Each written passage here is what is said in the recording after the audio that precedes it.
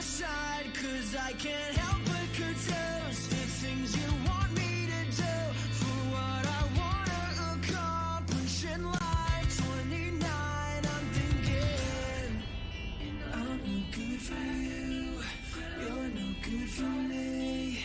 There's a better way. Why is it so hard to put you into the past? It's a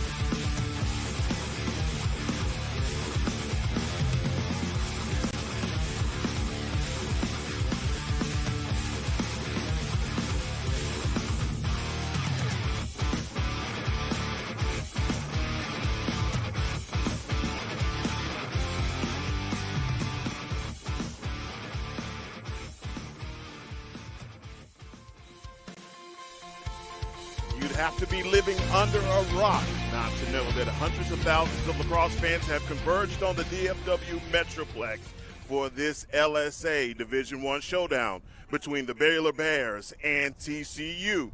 Coming up next on Game On Sports. Hello, everyone. I'm Heckman Harrison alongside Colin Stewart.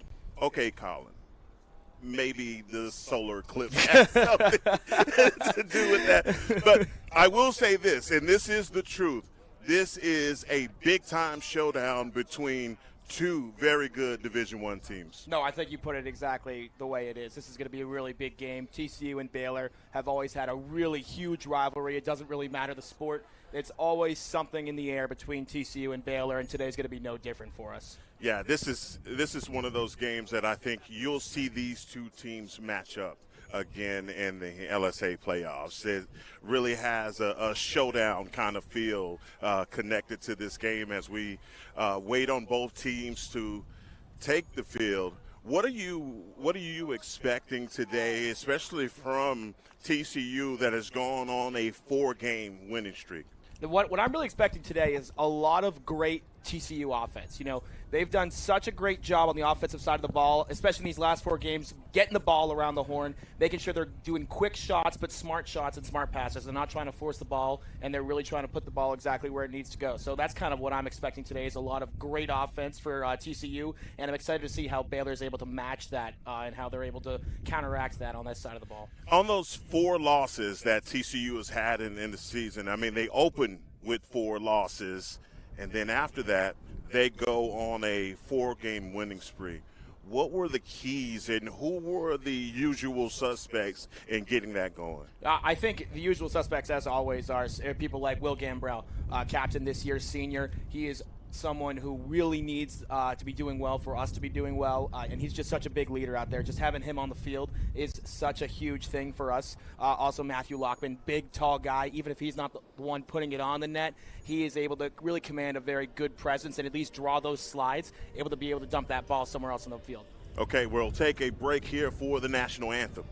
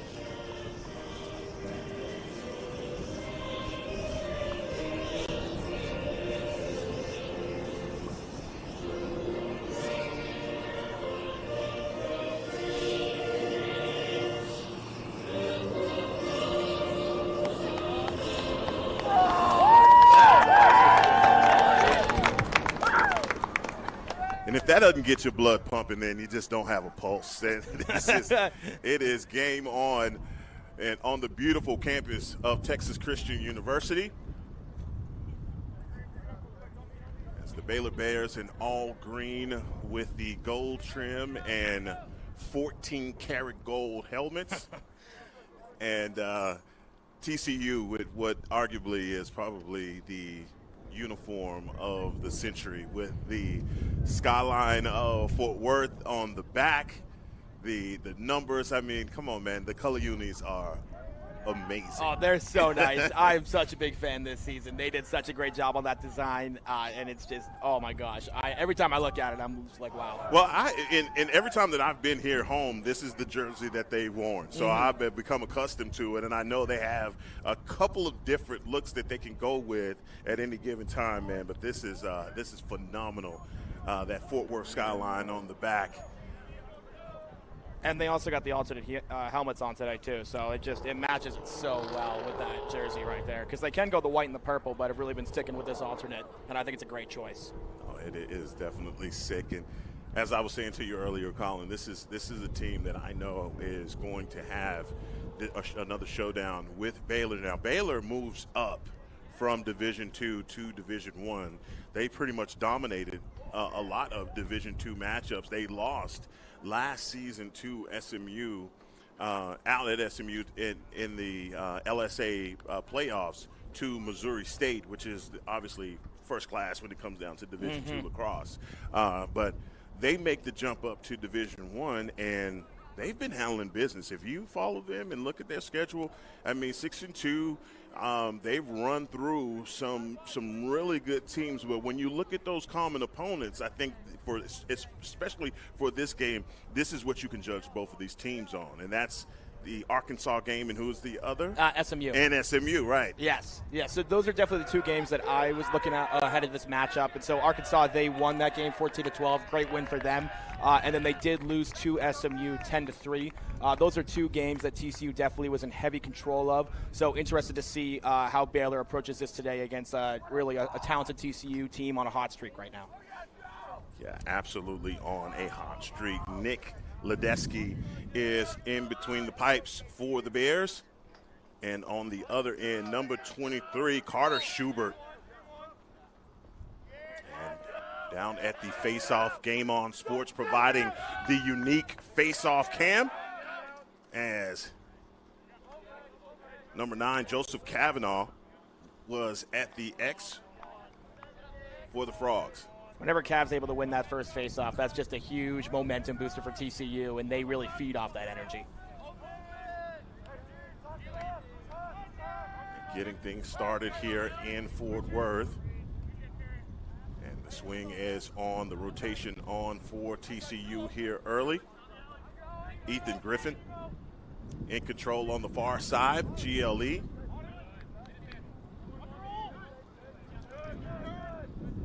It's good defense initially from the Bears. And that's the first shot attempt on goal, but hey, easy work right there for the goalie. He saw it coming the whole time. He did a great job staying close to that pipe right there, especially you don't want to let that ball, with that being up high, kind of get inside your helmet, so great save there by Ledecky. TCU trying to work to the middle of the field, and that's going to be a turnover on an errant pass for Reed O'Connell. Reed O'Connell has that slender build. Him and Matt Lockman look kind of alike in their jerseys. They do.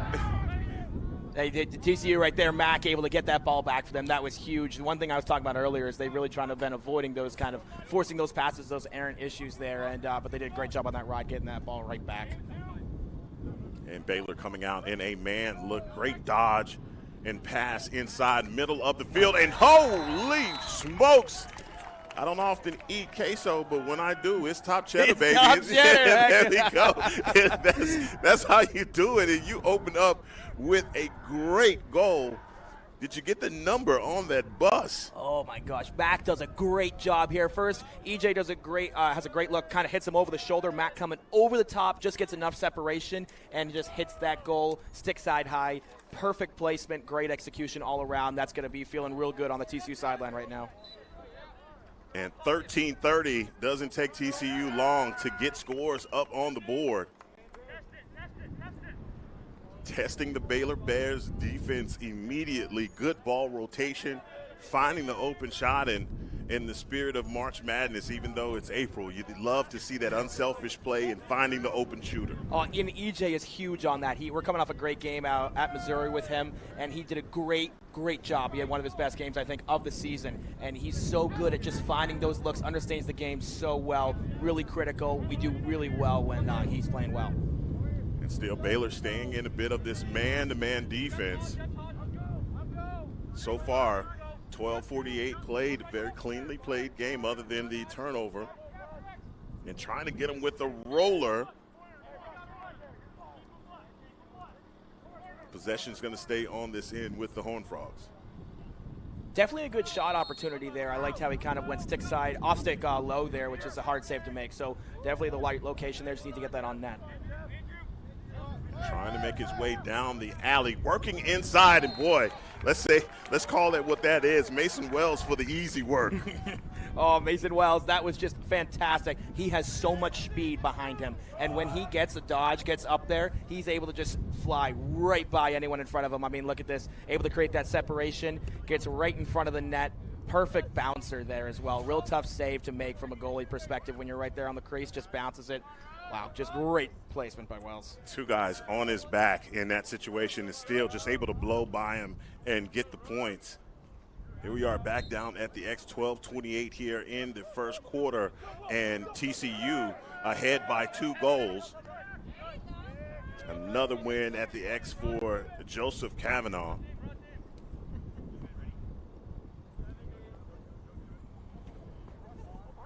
TCU again setting up on offense. Baylor hadn't had an offensive possession yet. They have not. They definitely need to give their defense a break here. I mean, it is hot out here. They have got to be a little bit tired at this point. Baylor really needs an offensive possession here to give themselves a break. And there's the guy that we talked about, number 3, Matt Lockman. Trying to get his hands free. Ran into some traffic. That's nothing. You can't say that isn't good defense by the Bears. They do a good job of kind of double teaming and smashing Lockman in between defenders. Yeah, that was a great play by Baylor. This is going to be very good for them to kind of get it in the offensive side of the ball, test out that TCU defense, see what they can do in order to succeed today. Bears finally working to clear, working their way back inside. Now an opportunity for the Horned Frogs to play a little defense.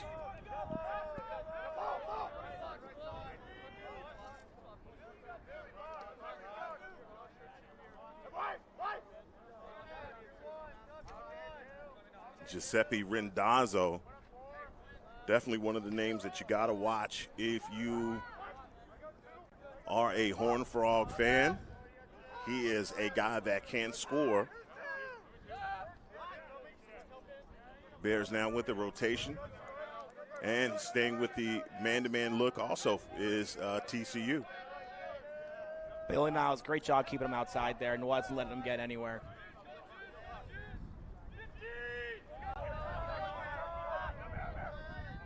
Rendazzo trying to make his way into the alley. Great defense on the far side.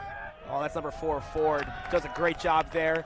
Forces the pass and just isn't able to get that down. Now TCU ball. Great defense there by TCU. Loewengaard is just showing love with his stick, and he is whipping at his man and forcing that turnover. So far, man, great defense and offense on the side for TCU. Yeah, if you are a TCU fan, this is exactly what you want to see coming out of the gate. TCU starting off hot, not something they always like to do, which definitely puts a lot of stress on the fans here. So it's definitely great to see them starting off hot, looking confident, looking great, and have everyone back here today.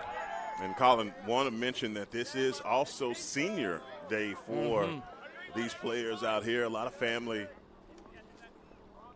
here for the seniors. Yeah, no, definitely a lot of family here. We got some great seniors who have been the cornerstone of this program here for 4 years. So excited to see them all get some playing time today, here to celebrate them.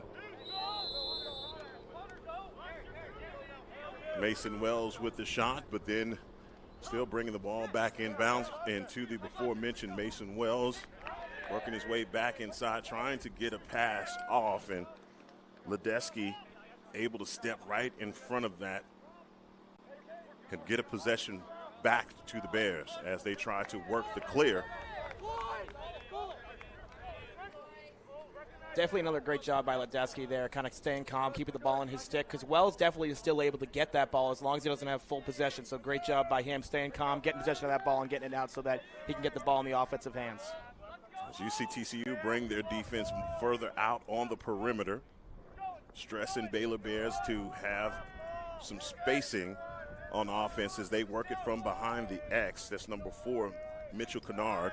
Kennard trying to get back top side and a great trail check to bring that ball off the head of his stick.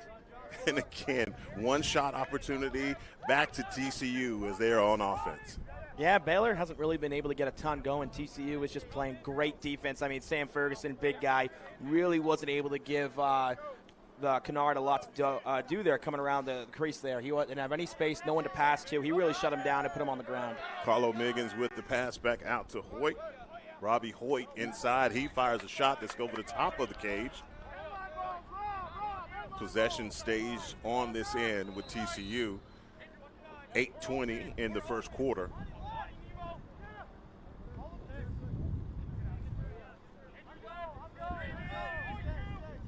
Mac Rodvold on the far side. The spin move back inside. He's going to take advantage and able to stick out at the last minute. That's great work right there. That's surgical defense from number 13, Giuseppe Rindazzo. Nope, Giuseppe Rindazzo. Wow, Baylor really needed a possession there. That's definitely unfortunate for them. They got to make sure one of these times to get a good offensive possession to figure out what they need to do against this TCU defense, because they haven't really been able to totally figure out what's going to work and what's not going to work. So definitely an unfortunate opportunity for them, but looks like they might get one here, actually. And correction, that wasn't Rindazzo with the steal. That's Ethan Trim with the steal for the Bears, as they've tried to turn up their defense a little bit here on a beautiful day in Fort Worth.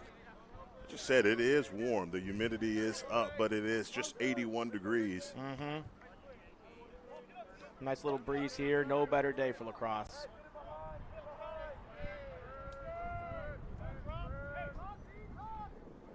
Baylor now working it back from behind the X.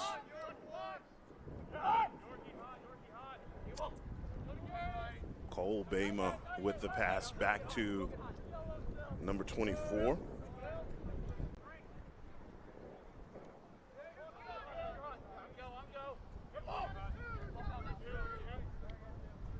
Rindazzo with his hands free, and he takes a shot from about 10 yards out.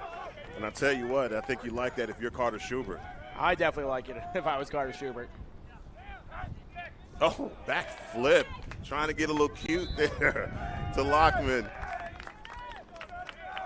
Definitely someone I have a lot of confidence in doing that. Just wasn't able to just execute there, unfortunately. Back on defense. It's Ethan Trim, the before-mentioned defender, with the interception. And I think this game, Colin, is going to come down to, now even though TCU is ahead by 2, you know, in lacrosse no lead is safe, this is going to be a ground ball war. Oh, it will be. Yeah, whoever can win that, the ground balls, is probably going to come away with a victory here. No, it definitely is something that TCU has emphasized. You know, as we saw in those first few games, TCU wasn't really winning that ground ball war. But now they have a lot of grit, and they are truly winning every battle these last 4 games, now 5 here, as we've already seen today. Brugner with the pass to Kennard. Back to Elias Satin. Satin with trying to get the bouncer there past Carter Schubert, but Carter Schubert will have none of it. As TCU is on the fast break. Yeah, great save there by Scoop, getting the ball out quickly and efficiently, but it was safe, and they got it over the line, and here now got another offensive possession here for TCU.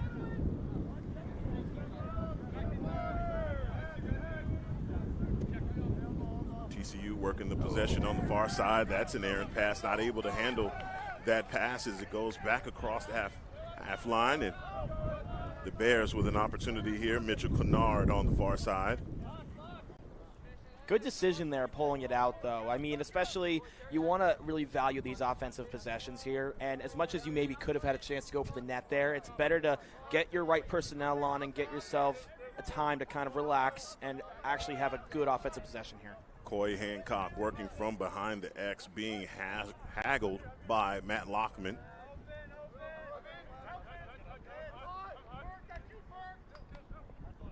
Sean Douglas for the Bears thought about a shot, but then pulled back. Rindazzo with the pass back behind X. Beautiful shot, but does not hit the back of the net for Cole Bama. Once again, great defense by TCU around the crease. They are getting so physical, not letting Baylor get any decent shot at least onto the net here. So great job by them right now. You see they're just poking at the ball, bringing it off the head of the stick. A decision having to be made here. The shot clock is down, but another shot attempt across and a pass. That was a pass. That was a pass to Mark Brugner That looked like a shot attempt. That looked totally like a shot attempt. I don't know if it was a shot attempt. I'm going to watch the replay here for a second. He gets it over. And, I mean, if it's not a shot, I think that's supposed to be a shot attempt. But nonetheless, we're going to call this an assist, a fantastic assist nonetheless. I mean, he is in great position, forces Scoob to have to come across the crease as a goalie. Extremely tough shot to make. Puts it in a perfect spot. Really hard to get that. So what a great assist and goal there. Hey, Brugner, right place, right time as he's able to come away with that pass. Pass. We'll call it a pass assist. There's a shot attempt that goes across the mouth of the cage, and possession is going to go the other way to the Baylor Bears. 3:45 here in the first quarter as the Bears finally get a score. And Reed does a great job there, great stick skills to keep that in the offensive side for TCU. that's how quickly things can change. I look down at my notes to call out a name, and we're going back the other way as Reed O'Connell steps right in between that pass and the deflection, and another opportunity on offense for TCU. Yeah, TCU definitely wants to respond here, kind of get something right back going, get the momentum back in their way.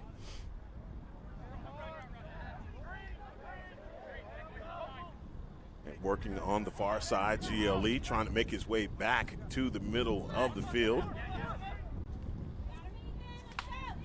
See our first flags. So that's going to go against the Baylor Bears.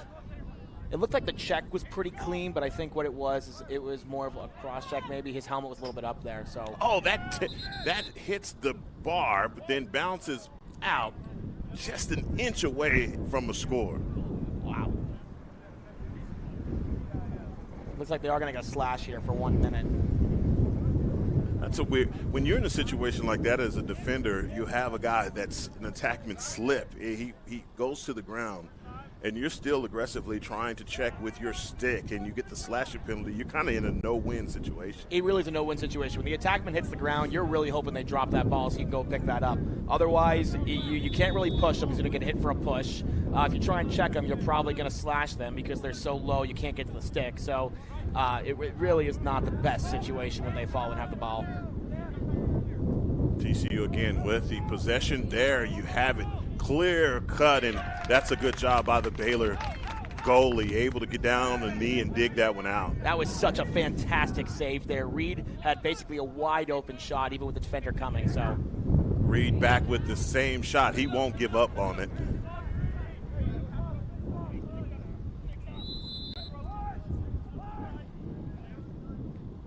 Reed O'Connell standing in that same spot. You just know he is he's like a dog with a chew toy. He's exactly. I'm not giving up on this. No, when he finds that shot, he will be there all day just pinging corners. Another shot attempt, and that's how you get it done from the far side and the score. Wow. Mac, great shot there. Once again, he's hitting that off-pipe post, that top corner. It's exactly where you want to put it. Tough save. A lot of speed on elevator shot here coming from the alley. And just, once again, I mean, it's EJ here on the assist here. Finds Mac. Got some space here from the defender, just not fast enough to get to that slide, and that shot is just a rocket. Finds a way to get that half a centimeter inside the pipe to get the score as TCU ahead by 2 scores. The score TCU 3, Baylor 1. It's 1:55 in the first quarter as they are battling at the face-off, and another possession there for Baylor.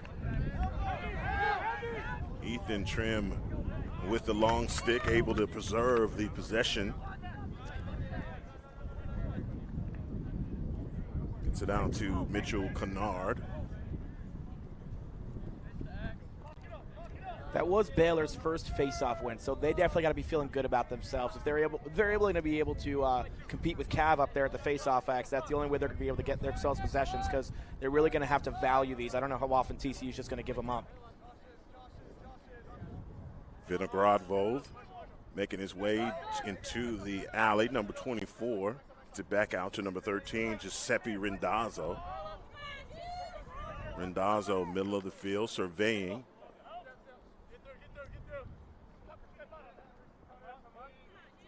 Baylor working it back from behind the X, and just good defense right now by TCU, taking away all of those shot lanes. In 20 seconds, you hear him screaming on the far side on the shot clock, so Baylor has to do something quickly. And that's just great defense right there by TCU.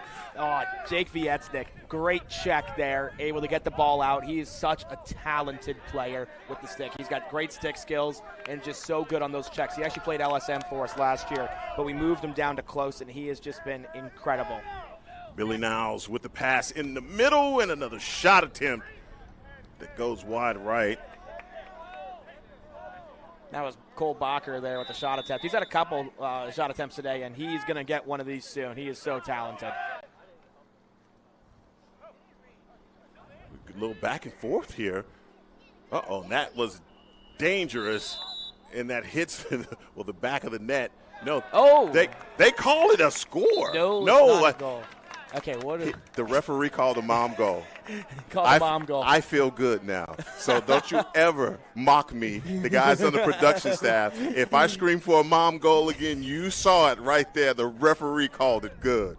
Oh my God. That's the end of the first quarter. TCU 3, Baylor 1. They take a break on the field. We'll do the same here and be right back as play resumes on Game On Sports.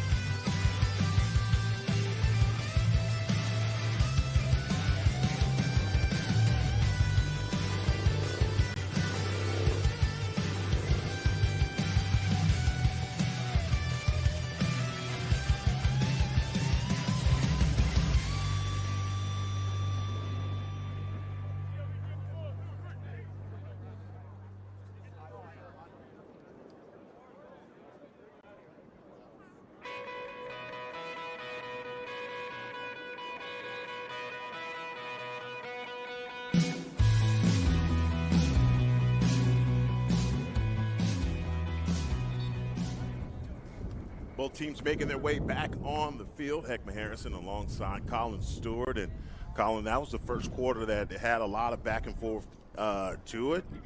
I want to say that all the momentum there was for TCU, but Baylor, those last couple of minutes, it kind of upped the ante on their defense and had some good things going. I want to really give a lot of credit to their goalie, who I think Nick Ledecky is doing a phenomenal job now for the Baylor Bears, because he has been peppered with some shots. He really has been. He's been standing in there tough. I mean, even on that last shot, he's doing a great job holding those pipes there. That's 2 shots there that he had to hold that left pipe, and he didn't really let them get anything kind of in behind him, and so he's doing a great job standing tall. He's really going to make TCU work for it today, which I think is going to be huge moving forward through the game for Baylor. You see Kavanaugh working for that possession as everyone is headed this way. Talk about being close to the action. Wow. He almost just ran into us. Yeah. So we try and hold things together. Joseph Kavanaugh almost took the whole desk out. We have parents, grandparents, everyone here on the sideline. Boy, this may be a dangerous place to be. We want to move back a little bit. Goodness. That was a great job by Josh, though. I mean, because it looked like Baylor was getting an easy pickup there, and he kicked it, gave Joe Kavanaugh the opportunity to kind of come around here and pick it up, but unfortunately just got pinched and wasn't able to get up that sideline. Giuseppe Rendazzo on the far side, on the near side, GLE now working it back behind the X are the Bears. I believe that's number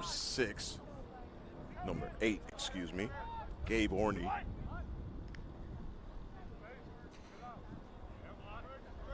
Coy Hancock on the move, and the dodge working his way inside. Had his hands free, but didn't take a shot. Yeah, he decided to get that ball kind of going around a little bit more because they always say one of the things is that, like, if it's there once, it's going to be there again. And so he kind of decided to let it go around and see if there was a better opportunity for them. Unselfish play pointed out by Colin Stewart, and here we are with a shot attempt across the mouth of the goal, but possession is going to stay with the Bears. I'm going to say that's just dumping it right there. Maybe shot clock. Yeah, shot clock was a little low for them, but just want to emphasize how great TCU is playing right inside that crease. They are not letting them get anywhere in there. They are protecting Carter in that goal, and they're just doing such a great job. Ferg was in there, number 43, big man, senior too, right there in the crease, and he's a pretty scary sight to see when you're going towards that goal. How about the communication on that side as well? Just being able to communicate to let him know what he has coming from behind him. Oh, they're doing such a great job. You know, sometimes they aren't the best communicators, especially those first few games, but they're doing so much better when they're comfortable and playing well. They got the people they want out there. It's really hard for them to beat anyone or anyone to beat them. Gabe Orney working it from behind the X with the pass, and again the Bears on offense to start the second quarter.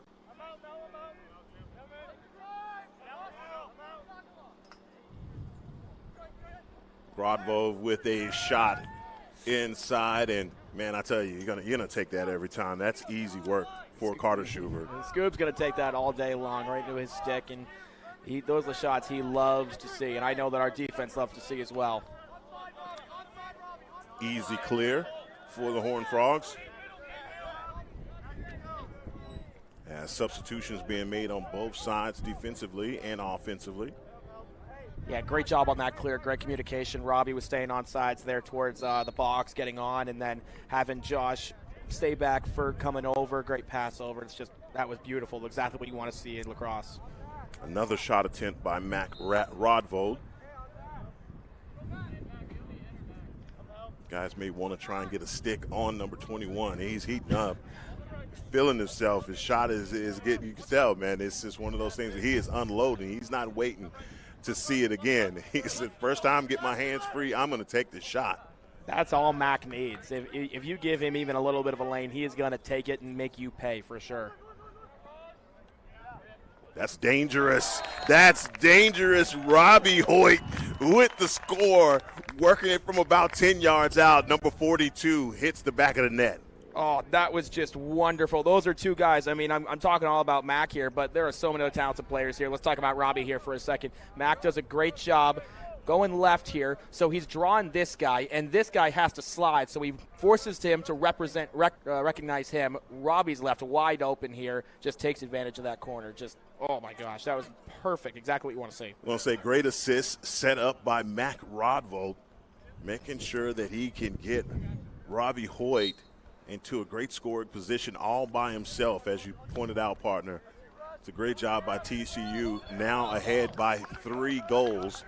11:29 here in the second quarter, and TCU taking a commanding lead.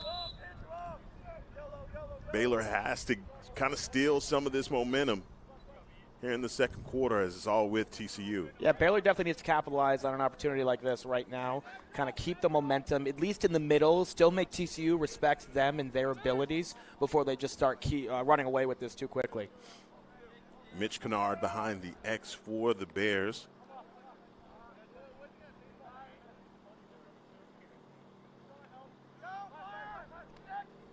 Great opportunity inside there for Mark Brugner. So he takes the shot attempt, just comes off of the ground a little bit early. As you acknowledge, great opportunity for them. Finding a man open, that doesn't happen very often with TCU defense, so that was definitely one to watch for later on. Giuseppe Rendazzo working his way inside, and another one for Scoob. Scoob will take those shots every time. He could get his eyes on it, and in this TCU defense, they trust him in between the pipes in that situation. Oh, they trust him so much, like almost to a fault sometimes, because he just is incredible. I mean, the way he sees the ball, the way he commands his defense, he is gotten so good at clearing the ball, finding those looks over the top, whether it's Billy Niles or it's JT Macedo, does a great job. He just looks so comfortable in there 100% of the time, and it honestly is just so much fun to watch for me. One of the best goalies I've ever had the fortunate to see him playing with. That's number 32, Will Gambrell, is on the field, and TCU working their offense. Matt Lockman. My man Matt Lockman, that's who I came to see. Come on now. I want to see him eating some corn out here. We got a little corn on the cob happening for number 3. No, like I said, Lockman having his presence out there is huge for this TCU D. He doesn't need to be put into the net to be making a difference on that field. Uh-oh, just running with the ball. Hashimi loses the ball. Nothing happened, just came off of his stick. Mitch Kennard now working on the near side GLE, working from closing in, and again, another one for Shu. Not fooling him on that shot. Great backup there by Tucker. They had an opportunity there for a shot. Ferg was able to at least close the corner, didn't give him a lot to work with angle-wise, and Scoob was just able to hold the rest of it.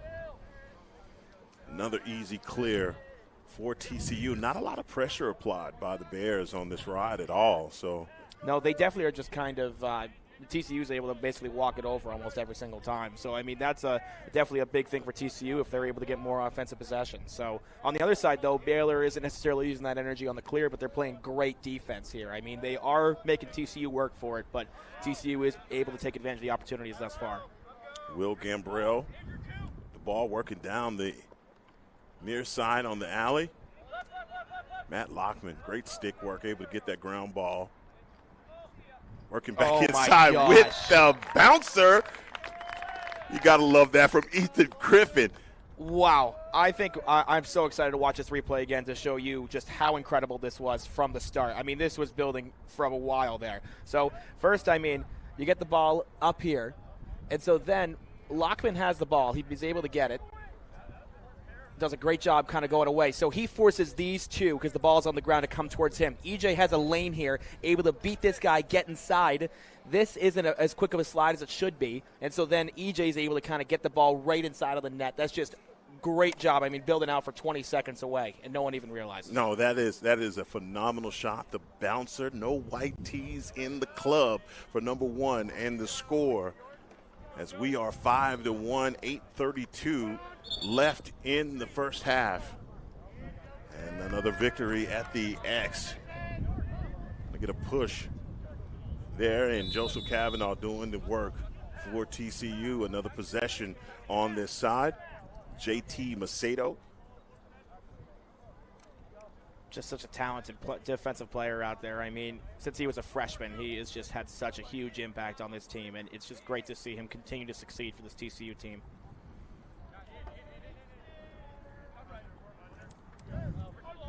Robbie Hoyt runs on, and that's Rodvold working his way across the alley.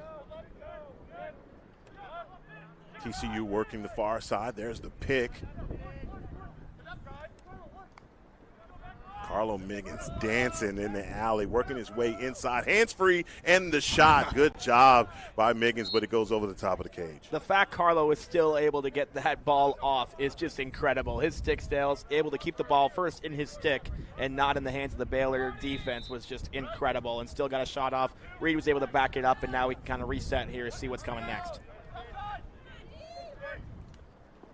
Oh, man, could have been a great pass there by Robbie Hoyt, just not able to maintain the possession on the far side as the ball goes out of bounds. Possession is going to be awarded to the Bears.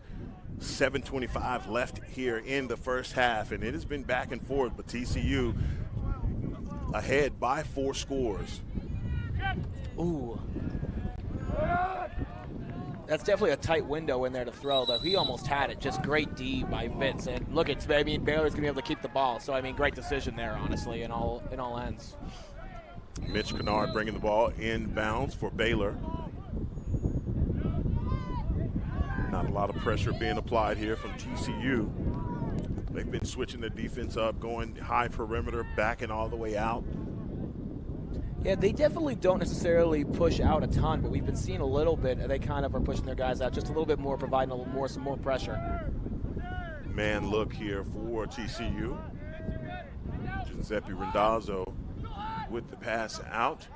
Now trying to call his own number inside. Hands free, trying to go to that far post. And I'm telling you what, Scoob is in his bag right now. He really is. And the fact that he's in his bag this early is huge for TCU. I mean, we didn't even have a slide there. That's how much confidence TCU has right now. That was number 8, Josh Harrison, I believe, in the middle, who didn't go for the slide there, just kind of waited because he knew that the shot was far enough out, didn't have the best angle, and Scoot was able to make that save and got a great clear. Matt Lockman with the ball for TCU and the pass to Rodvold, and now working it from behind the X. Players run off, substitutions being made for TCU. I believe that's Will Gambrell. Gambrell back inside, hands free, and that's a shot that goes across wide left of the pipes, but the possession goes to Baylor. That's real unfortunate there. I mean, Gambrell does a great job on those downhill dodges. He had so much speed and momentum going down, just was a little too far out. That's why you saw him have to roll back and just wasn't able to find that exact angle and get it on net. 5:41 left here in the first half. Heckma Harrison alongside Colin Stewart. Tucker. What's that? I can't. So many times I talk about this guy. He is just so talented. He is so good. Only a freshman. He's already playing such good defense for us, and it's just great to see him succeed. And it looks like we're going to have our first timeout of the first half, and I believe we're right at about 5:18 left here in the first half. They'll take a break, timeout on the field. We'll do the same and be right back as play resumes here on Game On Sports.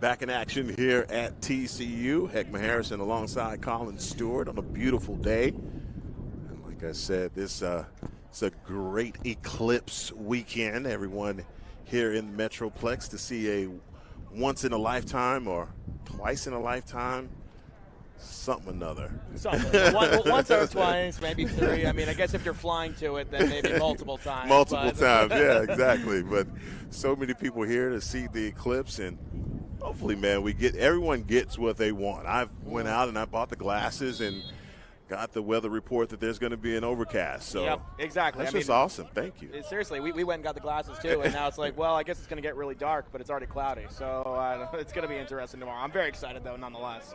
One thing we do know is that Shu doesn't have to wear his glasses. He can look right into the eclipse, and there is another score. Billy Niles with the score. No, that was PA. Was that PA? That was Luke PA. That was number 11. I tell you what, you know better than me. I'm going to go with what you said. If that's number 11, I'm seeing 17, but I will go with 11. Yeah, Mac has a great assist here. Finds PA inside. Yeah, that's PA there. Great contested shot, too. The defender lifting up his stick. That's just a lot of talent to still be able to get that shot off. And a really good bouncer, too. Just great job. A score by number 11, Luke PA. I'm giving Billy Niles credit. Hey, Billy will take it. Billy I'm will sure take it. he will. It's Joe Kavanaugh with the score, calls his own number, and can we get an N1 on that? Is that an N1? N1. It's March Madness. I think we deserve an N1 there. Calling his own number is Joe Kavanaugh. Wow. That was just beautiful to watch. And still gets the flag at the end of this. Look at this. He's still got a couple steps on him. Winds up. He's going to be able to put this ball off a stick side hip, actually, which is just incredible. We didn't get to see the full hip, but there was a hit at the end of that with a flag. It looks like they did wave it off because of the goal, but just wow. I love a face-off goal, heck. I love it so much. That for Joe Kavanaugh, the sophomore, he will take it. The and one and score for TCU. Man, 4:51 left here in the first half. Will he do it again is the question. Coming downhill fast, he elects to pass out. There's that, that behind the back we saw. PA back to Mac Rodvo. Substitutions being made by TCU over the top to Rodvo. Oh, well, he didn't want to wait there. He wanted to go. But with Gambrell and Locke and EJ coming on, they're like, all right, we'll chill. Let's get a good offensive possession here, get a good look, and put that ball in the net for TCU. Rodvo thinks better of it, but he's still in possession, being guarded by Connor Beasley.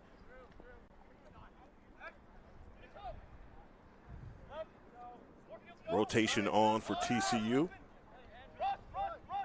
Ethan Griffin working back inside, getting the double team. A lot of love being shown to Matt Lockman out on the far side. Just not going to allow him to get back inside. So yeah, they're going to make sure they have a pole on Lock for sure. At least make it a little bit harder for him to score, but I'm guessing he's going to find some time. At the time, the shot clock ticking down. Rodvo takes a shot. Yeah, on the move, working fast. Again, that's another shot that's going to go wide of the cage. Gabe Orney with the shot for the Bears. Yeah, that was definitely a good opportunity for Baylor. I mean, Ferg was coming across the crease, but they still had a little bit of time to shoot, but they do keep possession of the ball, so they still have a great opportunity here, I think, to get a goal. Especially you got a couple offensive players playing defense here with Lockman and Gambrell, two people that TCU definitely feels confident with in their slide package, but it just kind of makes you wonder who you're going to dodge against here. I mean, they already noticed they're taking the offensive Will Gambrell behind the net to hopefully get something here. Bruckner trying to find his way back topside, cut off with the slide coming down, the double team. What a spin move. Inside. And that one bounces out. Boy, how did Shub get down and get that one to bounce off? I thought for sure that was going to be a score. I thought he went 5-hole on him. I know. He did a great kick save there. That was just incredible. And Baylor is going to have a free possession here with a flag down.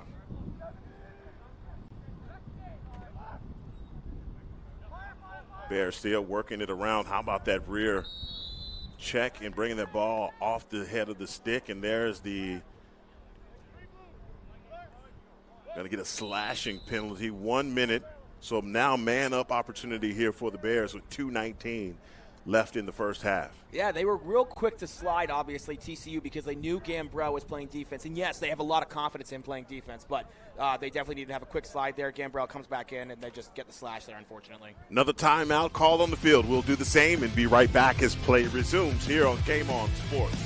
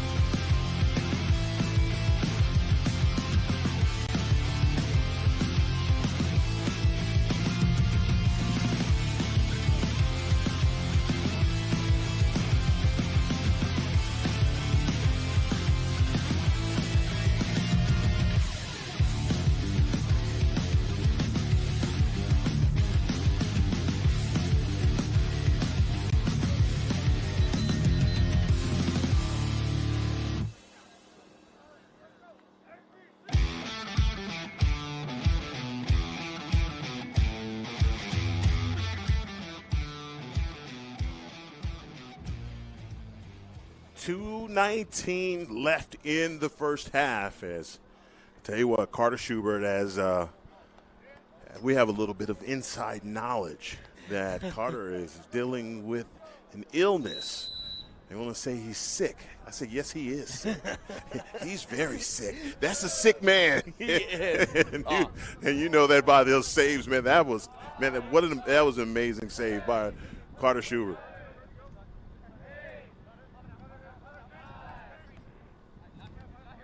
Are we counting the passes? I guess so. Okay. Well, good deal. And that's a shot inside. And Schubert says, look, count that one as well.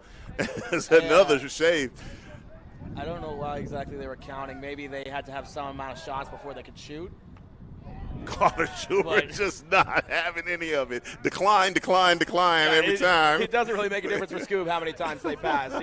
He wants that shot. Doesn't matter where it's coming from. Now you see a little bit more pressure on the ride now for Baylor, but easy work getting through that for number 44, JT Macedo. He's a quick guy. He's got a lot of power behind him. He's going to just run right through anyone. As time is ticking down, we're right at about a minute. Yeah, it looks like they gave that, or at least Matt Lockman was serving that penalty. He might have been the one to commit that slash. That's interesting. But nonetheless, looks like they were able to kill that penalty, and now TCU is going to have a chance here before the half. The penalty is killed, and we are at full strength for TCU.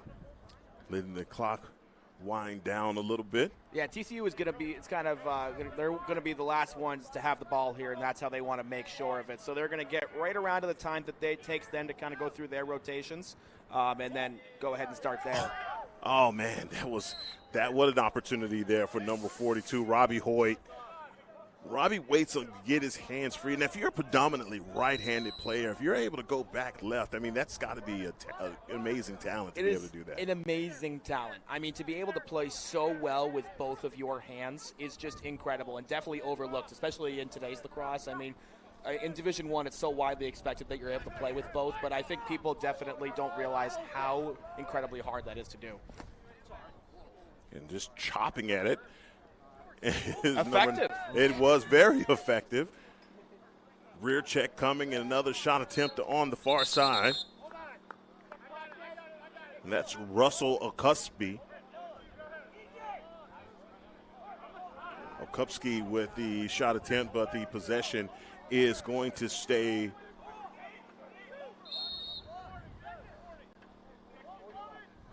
on this side as the game clock has died. Oh, it was close. And we're sending it back the other way.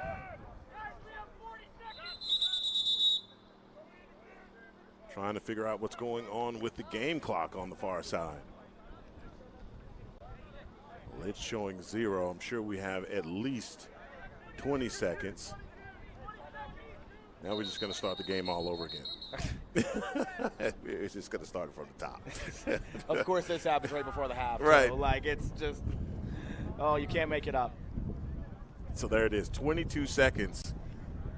22 seconds on the clock.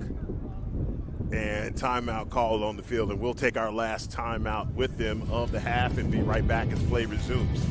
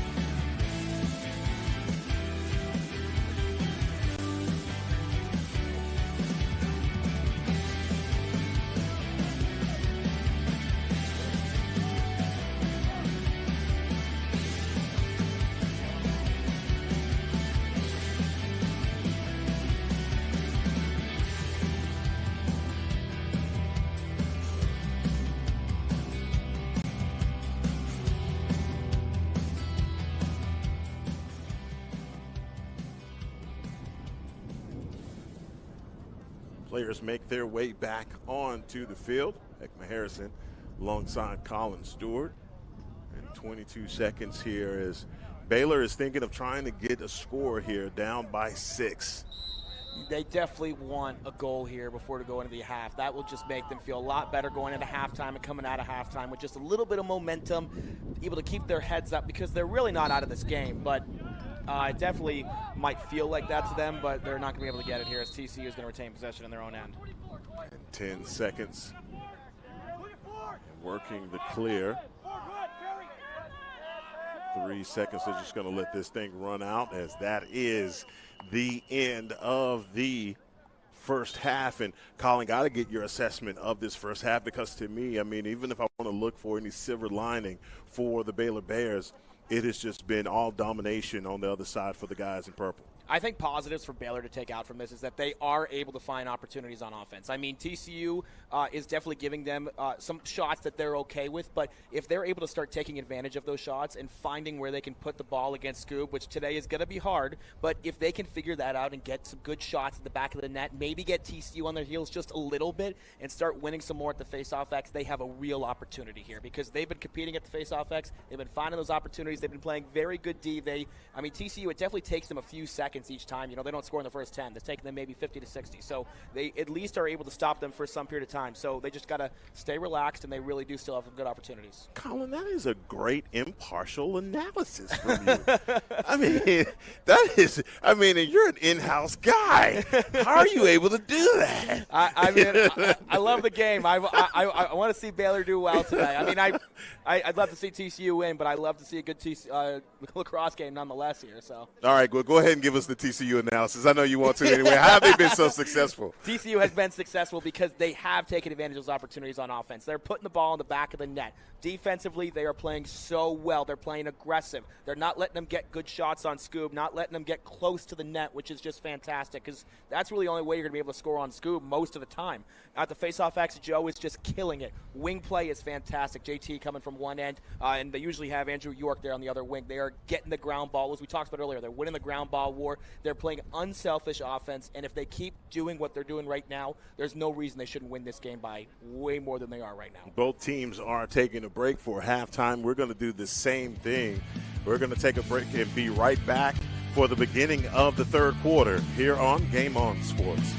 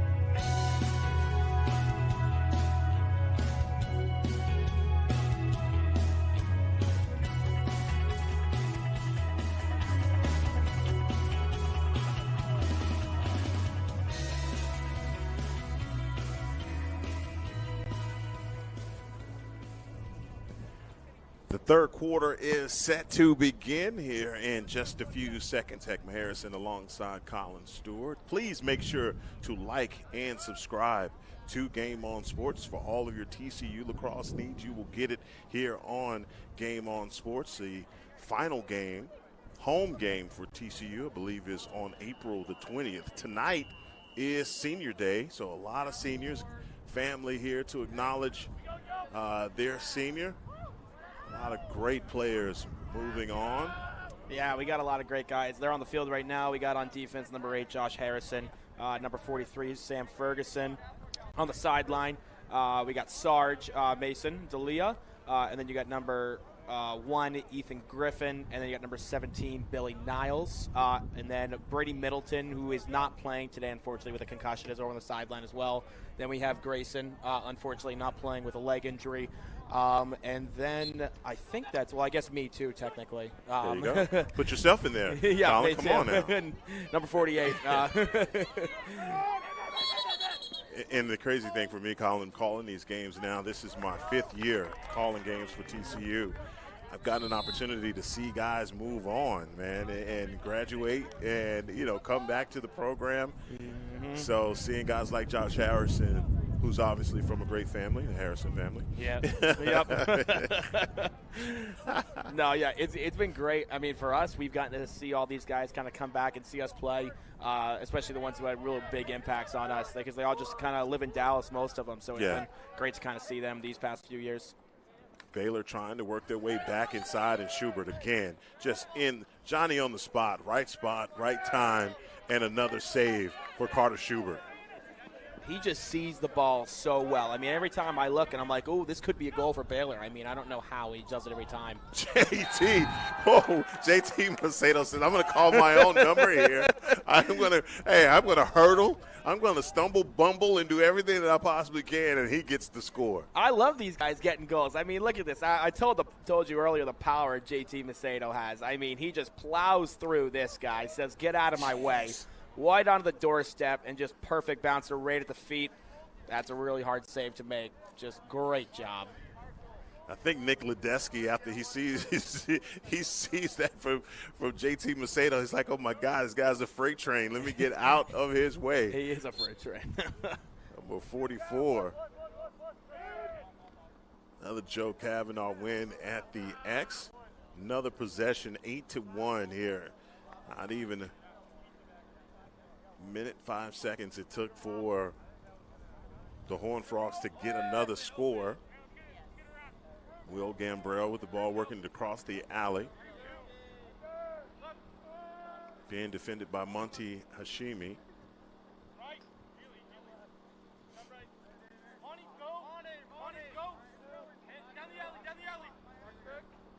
Number 42, hands free, working inside, and that is, oh man, at the least is going to be a crease violation. He falls right into the goal. Yeah, but I do first just want to say that was a fantastic save right there. I mean, Robbie did a great job kind of getting inside there. Ledeski just kind of gets himself right in perfect position, blocks that shot, and also just a great shot by Robbie. I mean, he started off with a pick, starting off up top here. I mean, Robbie comes inside. He's going righty here, and then he kind of comes across, goes a little Canadian here, and he tries to go for that right there on that side. Oh, and just does, wow, Ledeski does a great job getting in front of that ball. I mean, he's following the ball with the eyes. You see him right there. He does a great job there. But looks like, I don't know what they're going to call here.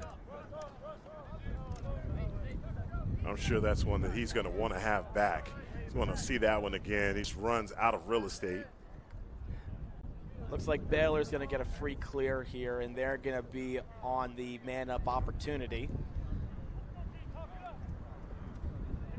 Oh, you know what I think they called? I think they called there's an arc in front of the crease that we can't necessarily see, but you see on the field. And if you do end up in there, it is going to be a penalty. That was done for goalie safety. Same thing in the NCAA. They have that same rule. So that's probably what they got him on there. Basically, you can't dive into the you can't do that. projectile yourself into the crease. I mean, if the ball ends up in the net before you do, and you're not in that little arc right there, you're fine. But if you're in that arc, it's going to be a penalty. And Sean Douglas, number 23, with the pass Back to Giuseppe Randazzo. As we're counting the passes on the other side for Baylor. Stepping in with this stick to intercept the pass. What a great opportunity. We talk about those ground ball wars, and right now TCU definitely has the advantage. Josh wanted that ball right there, and JT wants another goal.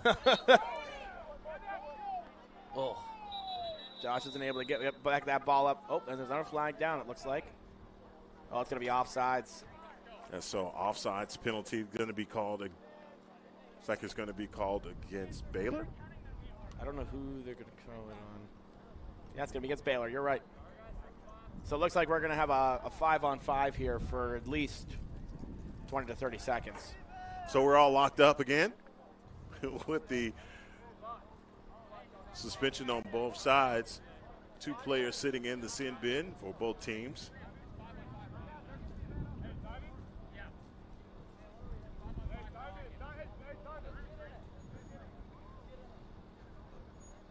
You know, it's always exciting to get to see some 5-on-5 lacrosse. Not something you get to see very often. So interested to see kind of how both teams approach this. And as fate would have it, here we are for the 5-on-5 opportunity. Mac Rodvold bringing the ball inbounds. And now it's a man up for TCU. Was not very long for 5-on-5. There you go. Now with the man-up opportunity, I'm looking for number 3. Where is number 3? There he is with the pass. Boy, look! Oh, yard sale. Yep, so that is going to be a violation, if you don't know. When the stick is knocked out of a offensive player's hands, if it does not leave the stick, it's a violation, and then it is just automatically the other team's ball. So that's kind of what happened there for Reed. Mitch Kennard with the possession, running the alley on the near side. Being defended by number 13, Reed O'Connell.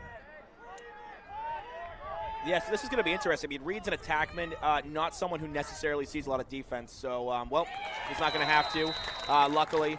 But that was just a great shot by Baylor there. I mean, they found the opening. They had a clear opening. There was almost like there was just no one there to stop them. Just one-on-one with Scoob. That's just going to be a tough save to make for any keep, even Scoob.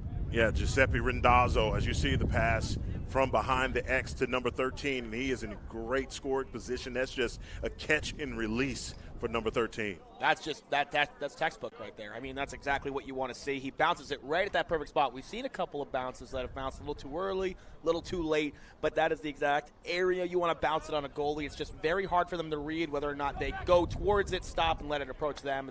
That was just really good by Baylor. Exactly what they want to see at this point in the game. Finally, their second score here in the second half, 11-14. And have to have crisp passes, and they don't. That's a turnover. JT Macedo going the other way.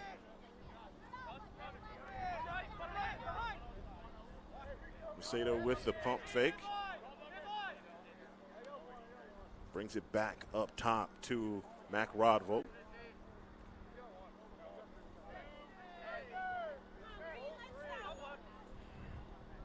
Rodvold in the alley, waiting on the pick. It doesn't come. Does get his hands free there for a quick second. Pulls it out. EJ with a great hitch move there and just isn't able to get it quite on cage, but great opportunity nonetheless for TCU once again. Another shot attempt there by TCU. Possession going to stay on this end.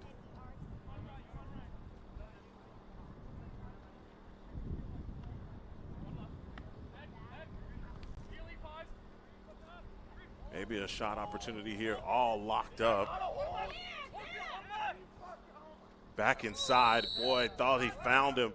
That was a great assist, but whistle comes, and they're going to blow it off. Possession's going to go back to the Bears. I am a little confused what happened there. I mean, the only thing, I definitely saw it could have been a hold called on Baylor. I don't exactly know what they were calling there, but unfortunately, Baylor's going to get the ball. Well, have an opportunity to get the ball. Trying to work the possession is JT Macedo. Macedo not able to get the pass off, and that is going to be another turnover and possession going the other way. Yeah, TCU's going to get that ball back pretty quickly, even after losing it. You know, they don't want it not in their hands for very long.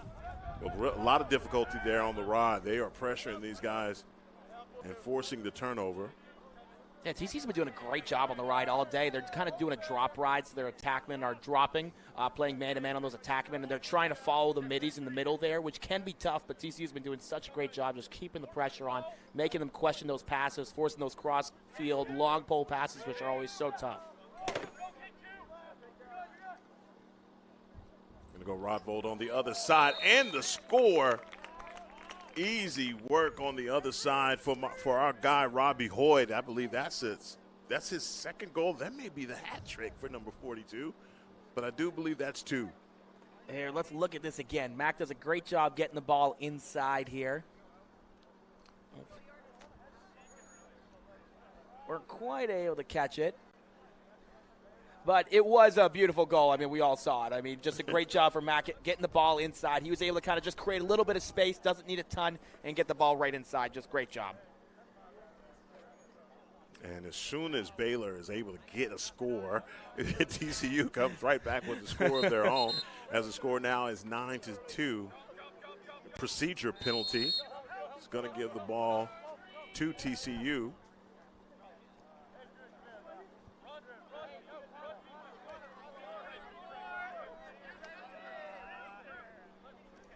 As Macedo and Hoyt.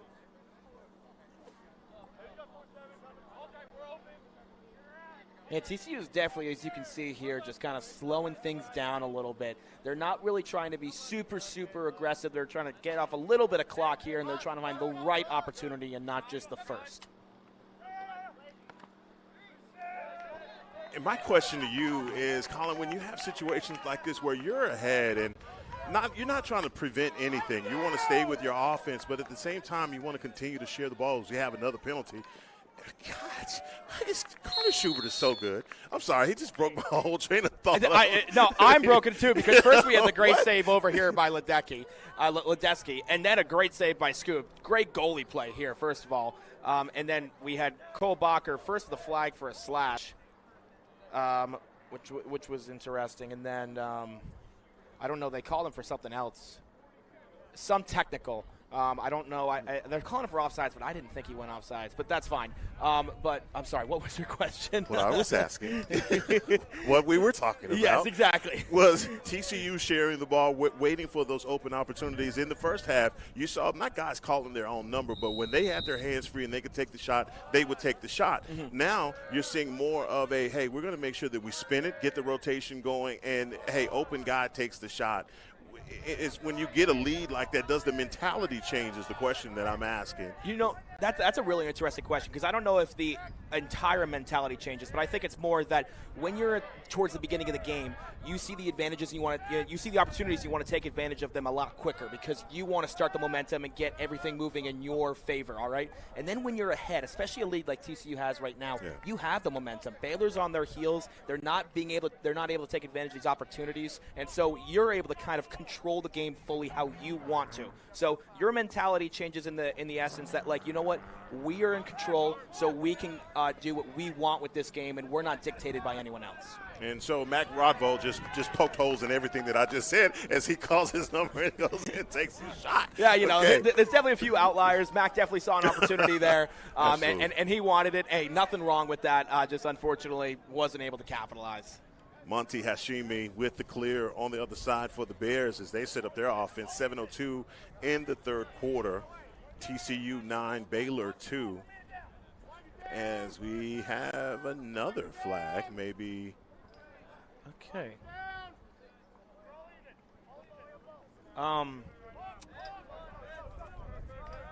I don't know what the flag is. I guess we're going to find out here in a second. But I did want to just talk about Ledecky. He is playing fantastic goalie here in the second half. He is really making TCU work for those goals, and so I just wanted to give that a shout-out. I mean, he is playing – he's a really tough position, being down, especially being peppered by this TCU offense. They're getting some good shots on him, and he's doing a great job standing back there and just taking it like a champ.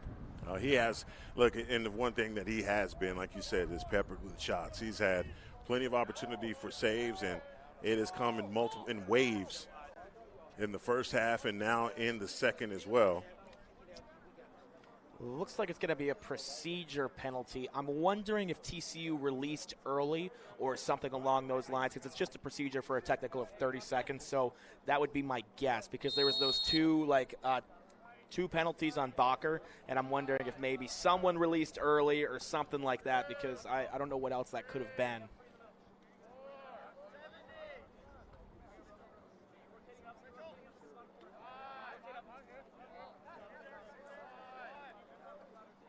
Randazzo and Kennard going with a bit of a two-man game on the far side, and they're just not going to allow that to continue.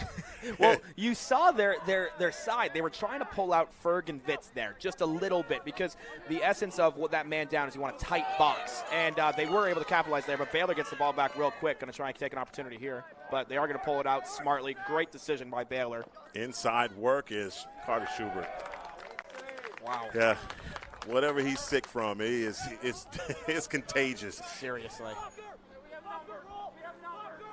It doesn't have numbers. Here they are thinking better of it and working it inside. And Will Gambrell, talk about the contagion going on. Will Gambrell with a sick shot and score. Oh, my gosh. I mean, you could hear them calling his name. And so Bacher's going to come down the alley here, does a little bit of a roll, kind of looks like he's going to pull it out a little bit, sees Gambrell here up top, and Gambrell just from the start was like, oh, I have an opportunity here. The slide was just a little bit late, and you give Gambrell a couple seconds, and he is going to make you pay.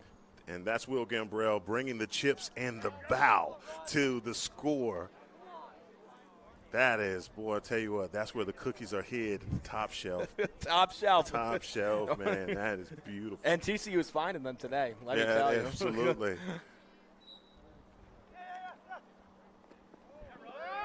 Boy, it's been tough at the face-off. These guys have been working it as Kavanaugh.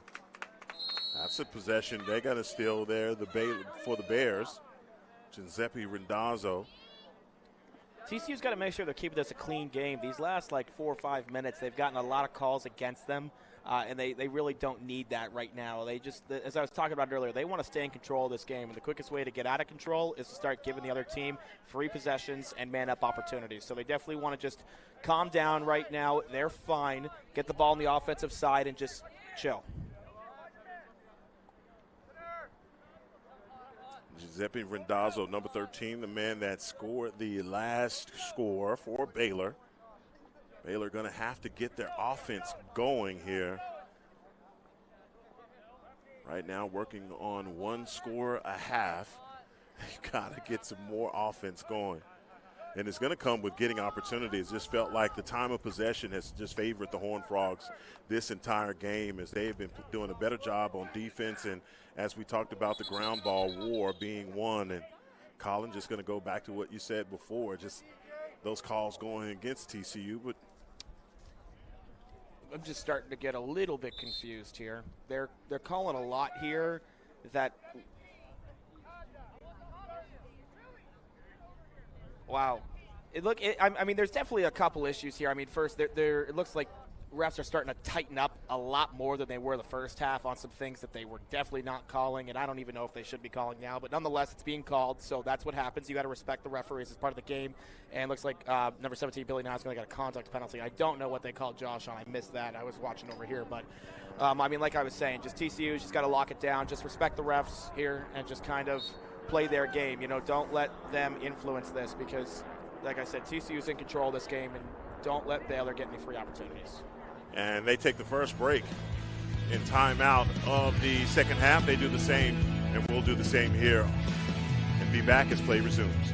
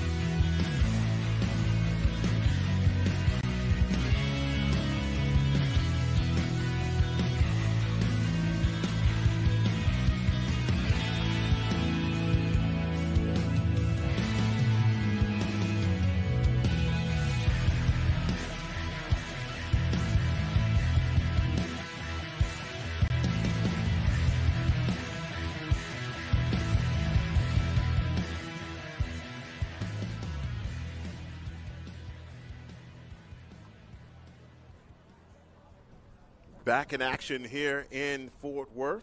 Heckma Harrison alongside Colin Stewart. And I tell you, this is a heck of an opportunity here for Baylor as they are a double man down, man up situation here for them as things getting a little heated, and Billy Niles and Josh Harrison sitting in the sin bin right now. If Baylor needed an opportunity, they got their saving grace. I don't know who they talked to, but they got it right here, and they have a great opportunity. They're up 2 men. I mean, these are easy times for Baylor. I mean, if you're up 2 men, you're able to get them rotating like so easily, and so they just really need to find a lane here. I'm going to be interested to see what they set up in here, because that's going to change how TCU sets up, whether it's going to be a box or a diamond, because that'll kind of influence how they're going to rotate here. Looks like they're going to set up in a 3-3. And so I'm really excited to see kind of how Baylor approaches this. Well, I tell you who's in between the pipes, and that's Carter Schubert. And so whatever they do, it better be some precision shooting on the other side for the guys from Waco. As you see this, still trying to count down this time for both of these penalties, and Giuseppe Randazzo thinks about the shot. They're trying to find the guy cutting. So far, this not any opportunity. Wow, heck, I tell you what, TCU is playing some phenomenal 2-man down D. I mean, this is not something you practice for a ton, and the way that they didn't have to rotate a ton, and they still were playing a little bit out, a little bit of aggressive, but staying able to get tight. They're all pretty athletic guys, can kind of get around pretty easily, and they were able to kill the first penalty. They're only down 1 now. Back to Randazzo. Time slipping away with this penalty situation for Baylor, just continuing to pass the ball.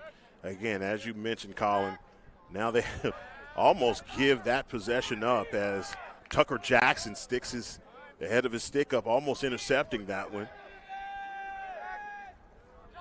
Wow, and TCU we're knotted up. is going to be able to get from 2 men down. I mean, that is determination. This is great for them. That means that they're keeping their heads on straight. They know what they're doing, and you know, they believe in themselves. And they know that if they just stay calm, they stay collected, and they stay together as a team, then they can definitely succeed here. And that's really unfortunate for Baylor, not able to take advantage. And a shot clock violation.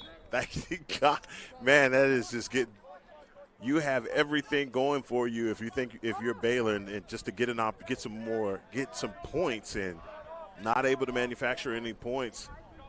I don't know if I've ever seen that before. 2 men up and still a shot clock violation. That's unfortunate, but I mean, I think it's just a test of TCU's defense. Like I said, their rotations were impeccable. They did a great job kind of staying where they needed to be, really getting in the way. They didn't really give Baylor much to even go off of there. I didn't even see a really great cut that they could hit or a backside. Like TCU, that was just fantastic for TCU, exactly what we want to see for Horned Frog fans. Will Gambrell with the possession for TCU.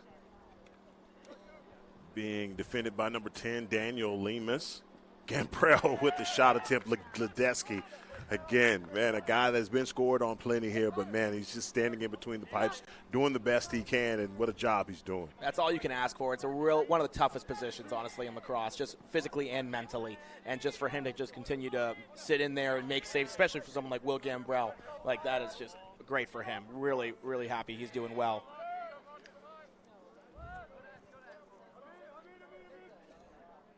Bears trying to set up their offense on the far side. Again, 2:01 left in the third quarter. Find themselves down by 8 scores. And they're just satisfied with, making plenty of passes. Nothing fast happening here for Baylor, and you would think they would want to play a little bit quicker. Yeah, that was one thing I was talking about earlier, is how you kind of start quick. This is the opposite mentality, where TCU wants to slow it down. Baylor wants to speed it up a little bit here. Yeah. They really want to try and just get things moving real quick, get that ball moving as fast as they can to get that TCU defense rotating. Mitchell Kennard looking for a pass. That's an errant pass, trying to get that to the alley, and great job by number 3, Matt Lockman. Great ground ball there by Lockman. That was just great here. And they're going to play a little 2-man here. Tucker's going to take the ball over the half. Just great clear for TCU. Tucker with the clear, the long pole. Great way to get the clear as substitutions being made. Guys running off and on for both teams.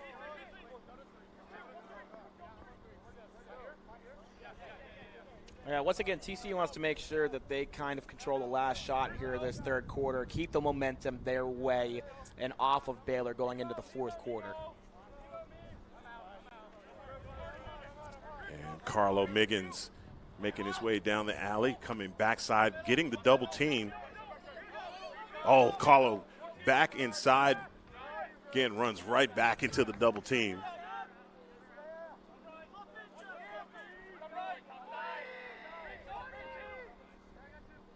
Shot clock clicking down. Look at the double team coming from the Bears. Great defense from them.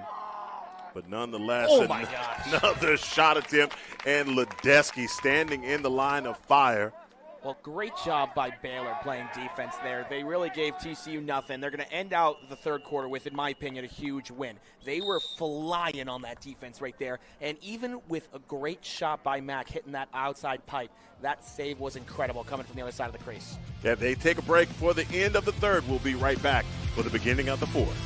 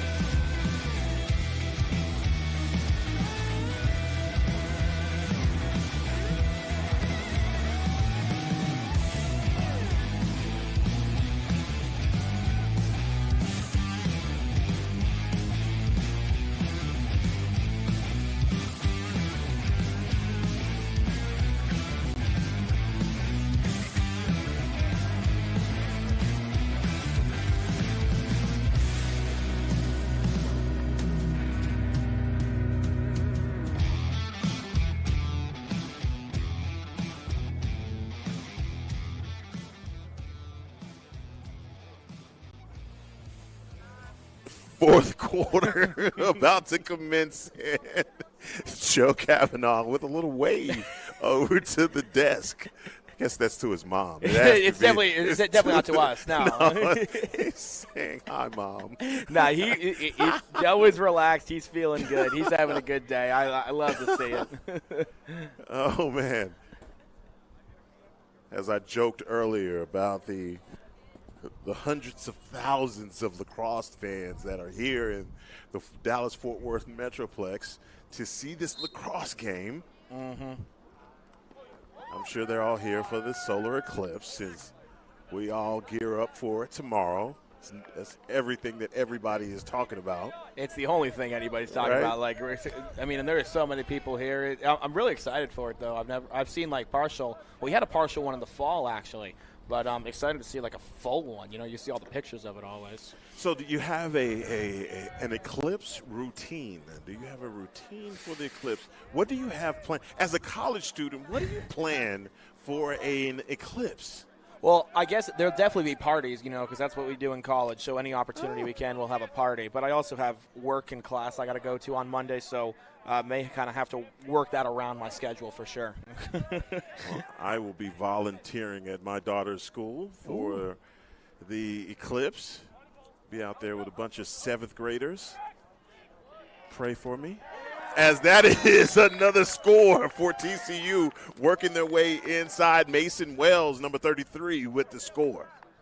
And that's Wells' second of the day. Cav with a great assist there, and we have a flag down again. Another and one situation as you see the replay. Yeah, just a great job. Wells just kind of catches him watching and gets ahead, and just Cav has a perfect pass to him. I mean, that's literally just textbook. I mean, there's not even much you can say about that. It's just wow, you know. Mason Wells he is leveled after that shot. So, man up opportunity here for TCU. Yeah, what are they going to call here?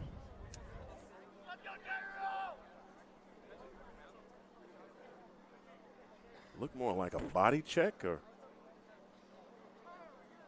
No, they bring him out. Yeah, So with the score. they're going to wave it off, whatever it was. Okay.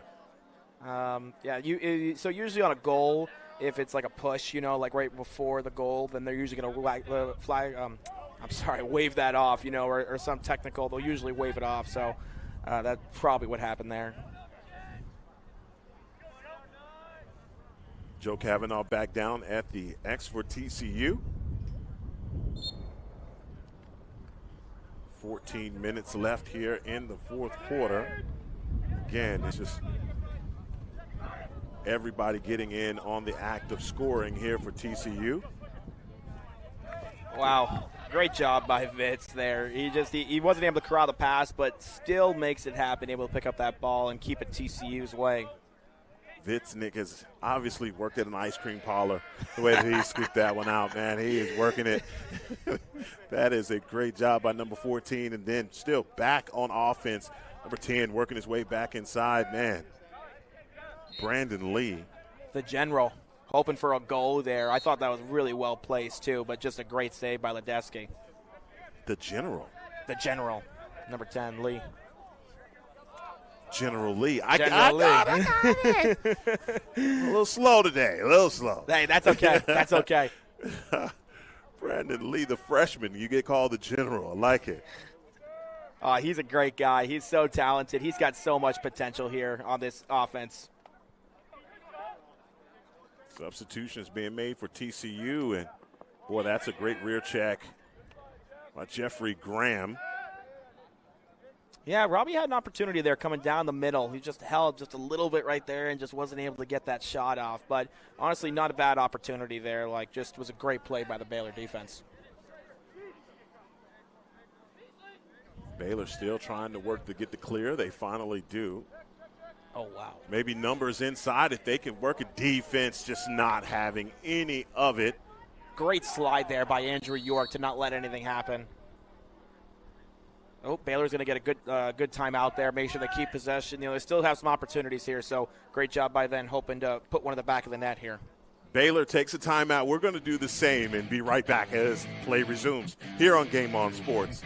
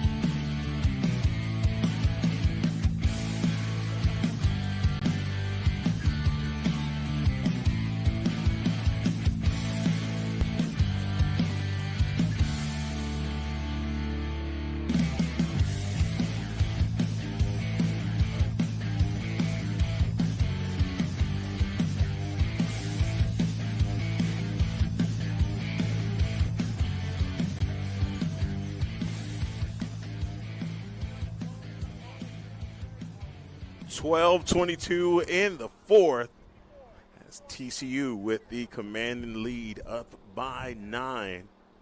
Heckma Harrison alongside Colin Stewart, and Colin, it has been all TCU. Anytime Baylor's gotten anything going, whether defensively or even getting a score, they respond in kind.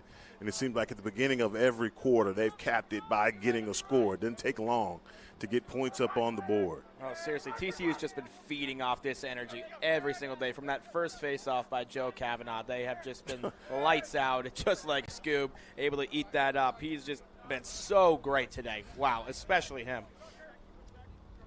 Another possession for TCU as they work to clear. Oh, great look there by Scoob, and great catch there by Josh.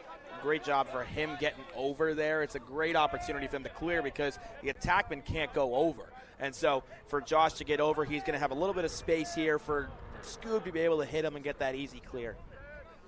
Josh with an opportunity. He stayed down. Boy, I thought he was going to – it's senior day. Yeah. I thought for sure that he'd take a shot at that goal. Oh, whenever a pole gets down there, they're going to try and make a cut for the crease. His coach is yelling for them to get back. But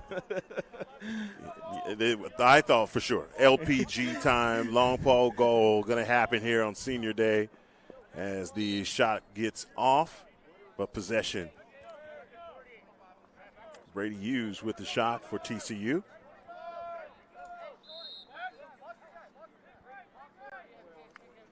And trying to work his way back top side. It's Ethan Shaver.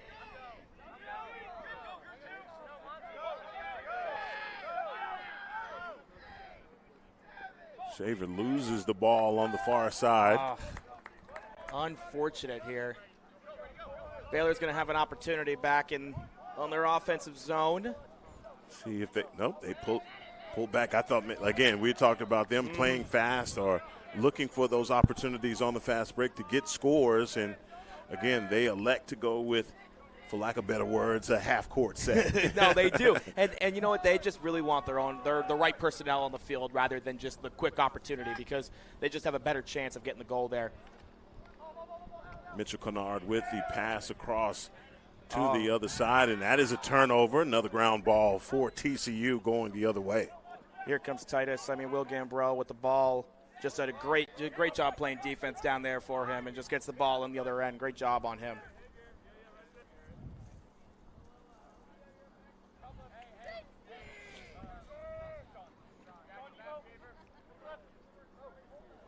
Well, working it across, thought about it, finds a guy in the hole. How do you do that? Wow. Man, that's just PA. Luke PA standing there for the score, and that I believe that's his second. That is his second of the game. Great job there.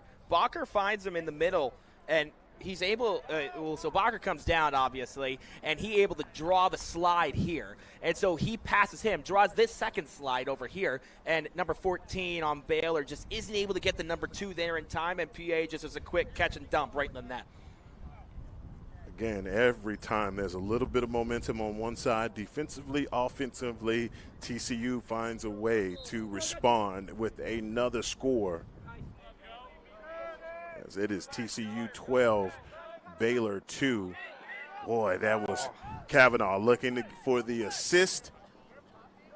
Bacher really wanted that goal there, just unfortunately just wasn't able to get a hold of that just enough, and Baylor was able to grab it. And the split seconds count as Bacher, that's how close it was for another score for TCU.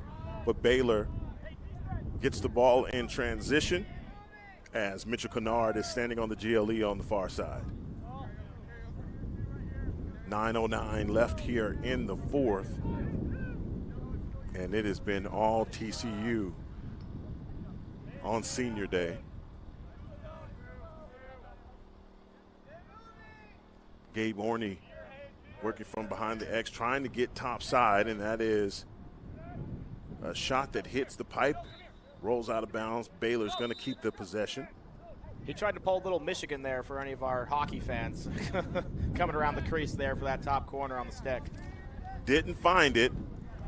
Found the pipe. Oh, great aggression there from JT Macedo. Able to knock that ball out and now has like 3 or 4 steps and just gaining. Tucker on the other side. Great opportunity here. Will JT call his number? Nope. Works it. BTB. Holy smokes. All right, that would have scored. I would just had to take the headset off. Bacher had such a good opportunity there. And a BTB, it doesn't just look cool. There's some great opportunities where you actually should use it, and that's one of them. He couldn't get a great shot there with his forward hand. And he's going too much with the momentum to this side, and so moving to his left just be a little bit too hard. It's just quicker to do that BTB. Will mess up the goalie. He almost was able to get that offside, and he just got it on cage, probably would have gone in. Trying to work it down the alley. Boy, another one inside, just hits the pipe. Boy, man. I think Baylor got lucky right there. Oh, these boys, they just want a goal. Because we got a couple guys here who don't necessarily play as much, with our starters. So it's a great opportunity to get them in here, and we'd love to kind of see them get a couple goals. And I believe that was Bacher just pressing the issue, but just hits the pipe on the shot attempt.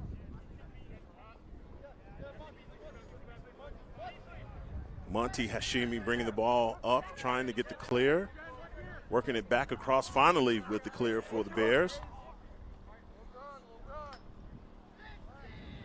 Honestly, Baylor just wants to get just kind of something going here, give themselves something positive to build off this, and move into the next week, especially as we're heading towards the LSA playoffs here. I mean, you were talking about that in about 3 weeks here. So they really kind of just want to see what's working for them, figure out what they're doing well, what they're not doing well, and take those experiences forward so that they can be successful here in the next few weeks. And, I guess for me, what I'm always trying to think with the coach's brain, what do you take from a loss like this, but especially when a loss that you've been completely dominated, I think, on both ends. Mm-hmm. I mean, there's definitely a few things that I feel like they can take from this, and one of those that I think we should highlight is the goalie play. I mean, I feel pretty confident back there having that in my cage. He's able to he's done a great job today. I mean, he stood in there the entire game, really put his heart out there, and has made some incredible saves. I mean, most of the goals that have gone in today are just incredible shots that we've talked about. But I think even though he's led in 12, I think he's played well today, and I think attackmen, they've done such a great job. I mean, TCU has shut them down entirely, but they have some real great bright spots. I mean, coming around the crease, they do a great job forcing that backside to respect them and having seen those cutters there. So, I mean, there's definitely some positive things to take here, and it's just being able to kind of see through this loss and be able to find those and kind of elevate those, and that's what makes a good coach, And making that adjustment from Division II to Division I, there obviously should be some growing pains for Baylor, as they will be in the Division I tournament this season after making it to the finals last year. And tell you what, everybody's going to take a shot at the University of Texas, and Texas is rolling as a team. That came here, I believe, was the first game for TCU, losing by 2. Yeah, that was definitely quite the game looking back on it. I think if TCU sees Texas again, which I do believe looking at how things are going to line up, they probably will at some point. I think that's going to be another great game because I think TCU has a real shot at taking Texas down. But they really got to bring their best. Texas is a real talented team on all sides of the ball. So that'll be definitely one to watch and get excited for here. Matt Lockman with his first shot. How about that? Matt Lockman with the jumper from the far side. Yeah, he tried to jump over and kind of get that shot coming down and just went a little bit too high over that top pipe. When you're as tall as he is, I mean, that's got to present a lot of problems on the other side for the Baylor defense. Well, I mean, we've seen they've pulled him all day long. Oh, we're going to get a crease violation. That is the second of the game. Yeah, they definitely, even if it's maybe not exactly in the crease, they definitely value goalie safety. So if they see something like that, it's definitely going to get a call no matter what. And they get Colin Minute for the crease violation, working inside. Carter Schubert guys, did you see that? Yes, he did. Did you see that? For a second, I thought that we were going to get a shot there, but Scoob totally threw. I mean, as a goalie, your goal in that opportunity one-on-one is just to throw the shooter kind of off their rhythm. And a lot of times, I mean, when I play, what mine is I just kind of sit there still. And it does freak shooters out there for a little bit. All you're given is just a couple of seconds for your defense to get in there. Scoob just got real big and kind of took a step out at him and kind of made him feel a little uneasy, made him just go to the back of the net. Gabe Orney, I don't think I've ever seen anything like that in a one-on-one situation from Gabe Orney. He has the shot, and he's just like I have nothing. I will just decide to go from behind X and reset the offense. And that is exactly what Baylor does. 4:30 left here in this game. TCU ahead by 10 goals.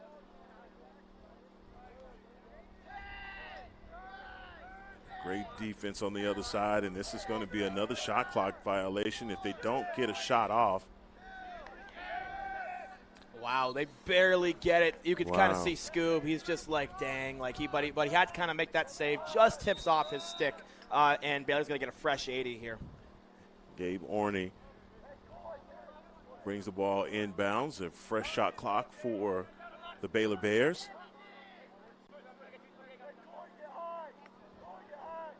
Josh Harrison with the defense on the far side. And that is one that goes behind the net. I didn't. That mom goal. You're not going to get me. From here, it definitely looked like it was close, but it just was just a little too far outside to the left, not the right angle. But TCU's going to try and push it here, and nope, but Baca's going to pull it out. You see Tucker, the long pole right there in the middle. He wants it. Works it back across. They have to hustle for this loose ball. Again, ground ball situation here and taken by Baylor. And there is a flag. Yeah, unfortunately, it was just a little bit too high, and it was a little in his back, and they're going to get you for a push on that every single time. It's just an easy call, even if it's not exactly where the rule says exactly where it has to be for a push. I mean, if it's just in the right area, you're going to get a push every time on that. It's just right in front of us. We were able to see that, and the flag comes out immediately. Man-up opportunity here for the Baylor Bears with 3:11 left in this game. Giuseppe Rendazzo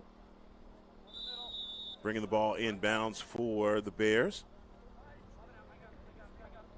Yeah, another man-up opportunity here. And as you can see, Baylor's offense is rotating a lot, but TCUD isn't moving. They're just staying exactly where they are, which is just great play by them. Stay on your rhythm, stay on your spot, keep it tight, and you're going to be real successful. Pass across to the far side, back to Gabe Orney. Orney with his shot. And I tell you what, man, Shub has just been doing the work, and it doesn't get any easier than that. Talk about this defense, even in a man-up situation for Baylor, just trusting your defense and the guys there. And they know even with an open goal, that's a goal there for TCU. And Shub doing the work as just like that, doesn't take any time to get back down the field, and another score for TCU.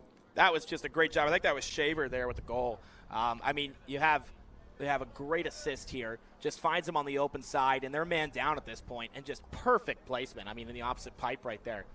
That was just great all around. You can't really ask for anything better than that.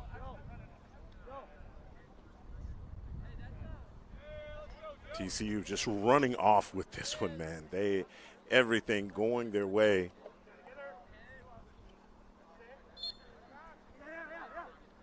.228 left in the game, and Joe Cavanaugh with another, just scooping it out. Robbie Hoyt able to set up the offense for TCU. Yeah, with only 2 minutes left here, TCU is definitely just trying to cut out this clock. You know, there's no reason to go for the net or anything. You know, I think it's just much easier to just kind of let this game be. They've done a great job out here today. I mean, actually, you know what, they might run one more play just because they have to with the shot clock. But, you know, nonetheless, it's just been a great day for them. They got to be really excited about how they played today and moving forward, especially we were missing some people in Mizzou. So it's great to kind of see them all back here playing together as we prepare for Oregon this upcoming weekend. Hey, Colin, let me give you an opportunity to show some love to these seniors, man, and guys on this roster that you see that are seniors, and show them some love. These are your teammates. You know these guys. Intimately. So we'll start with number 1, Ethan Griffin. You know, EJ is just a great guy. The guy understands lacrosse more than most people that I have met. I mean, he just has such a great attitude. He really loves the game. He's here for the team. You know, it doesn't matter if he's on the first, second, third line. He's going to have the same impact. He's always asking really good questions, giving some great advice. I've had the opportunity to hang out with him quite a lot. It's just been so much fun to be with him. Number 6. Number 6, Mason D'Elia. That's Sarge. He's a great guy. Oh, my gosh. He actually had to take a year or 2 off from lacrosse, but once again, is someone I kept close with all 4 years, and a great, talented player, number 6. He plays a little bit of long pole, a little bit of shorty, but nonetheless, he's always here to have a good time and just support the guys. Number 8, Joshua Harrison. Joshua Harrison, impact from day one, honestly. As soon as he came in as a freshman, he was here trying to make an impact on the team. He was not necessarily starting, but like number 4 in the starting rotation. And so he would always kind of be in. And so another really talented player, great guy. He just really loves the team, and just I can't really say more about him. Number 17, Billy Niles. Billy Niles, my guy, number 17. He is the man. He just heard me say his name. I'm looking at him right now. He is the man. Love that guy.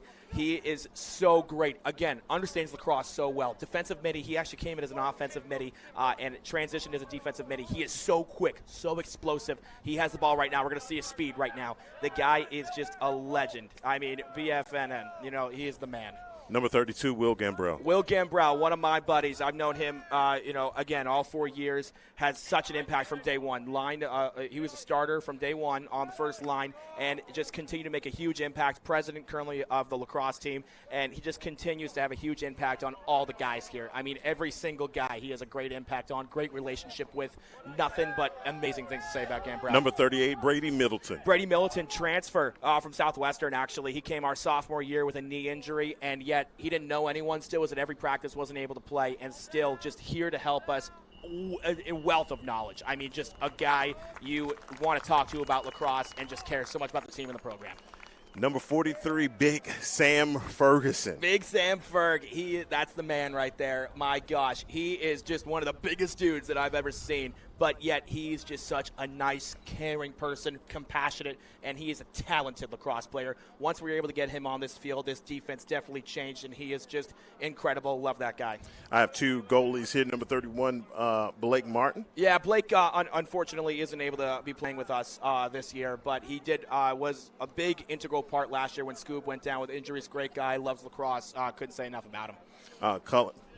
That's me. Let's see. Do we know this guy, number 48? Do we know him? Any final words from you as a senior? No, I have had the best time at TCU lacrosse. I decided to come here and play lacrosse instead of trying to go play in the NCAA, and I have not regretted my decision one day. It has been amazing to get to know these guys. These are some of my best buddies, guys I hang with daily, and it has just been such a great impact. We compete lacrosse on a very high level. Everyone cares about it so much. They're here to compete, and we're here to win. And we're hopefully going to win the LSA here this year for our senior year. Yeah, this has been phenomenal for all of these guys to compete out here for the senior day, and man, and the crowd that has assembled to see them as well. Colin, this has been amazing to be here for this victory, and the final home game will be on April the 20th. And we'll be here for it. You'll be here for it as well. So I look forward to that as we go near. We rev up towards everybody getting to Melissa. But, man, for Tim, for Trevor, for the guy that always offers me sunscreen, Colin, for the one and only senior Colin Stewart, I'm Heckma Harrison saying so long from TCU. You guys have a good evening, and God bless you.